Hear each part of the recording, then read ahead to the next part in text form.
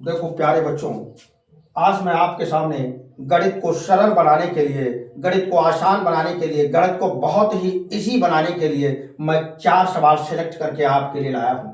आप लोग ध्यानपूर्वक सुनेंगे और समझेंगे। फिर देखिए, पहला क्वेश्चन आपके सामने है।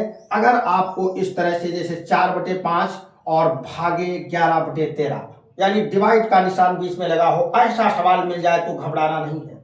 आपका सभी प्रकार से मैं बिल्कुल आसानी से इसको आपको समझा रहा हूं। जैसे देखिए, बराबर का निशान लगा दीजिए सबसे पहले। ठीक, 4/5 लिख देना है आपको, यानी कि ये जो सामने लिखा है।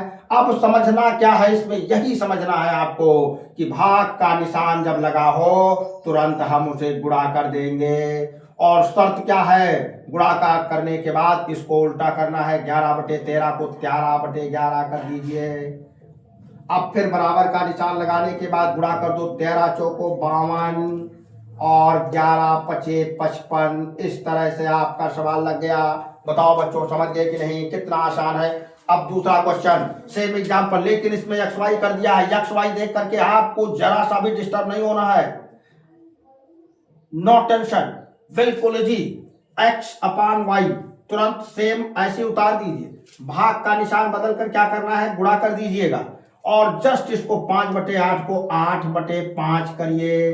फिर बराबर का निशान लगाओ। तुरंत 8 को x से गुणा कर दो, 8x हो जाता है।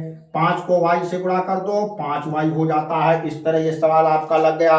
अब आ जाइए तीसरे एग्जाम्पल में। फिर सेम आपको तुरंत y/5 लिख देना है। भाग को गुणा कर देना है। बार बार मैंने बताया कि भाग देखिए गुणा कर दीजिए, भाग देखिए गुणा कर दीजिए। z/6 लिखा हुआ है आपके सामने। अब आपको लिख देना है 6/z।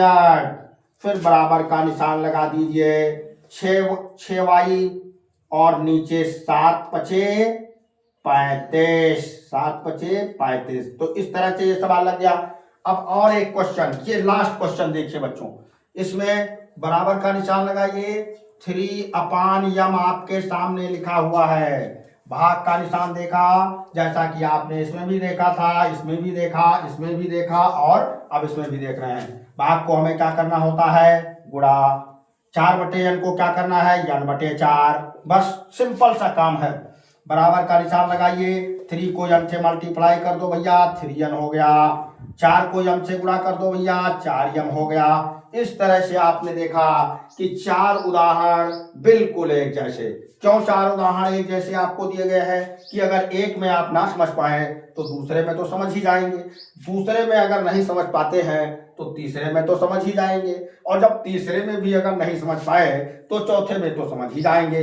अगर आप चौथे में भी नहीं समझ पा रहे हैं तो इसको बदल बदल करके कम से कम 10-10 सवाल आप लगा लेना, आप पूरे लाइफ टाइम आपकी जानकारी हो जाएगी। लेकिन अगर आप ध्यान नहीं देते हैं तो आपको दिक्कत आ सकती है। और फिर अगले वीडियो में बिल्कुल नया आपको गणित सरल बनाने का मैंने प्लान बना लिया है, मैंने ठान लिया है। आप लोग भी पूरा सहयोग करिए और ध्यान से पढ़िए और आप अपने जीवन को सफल बनाइए।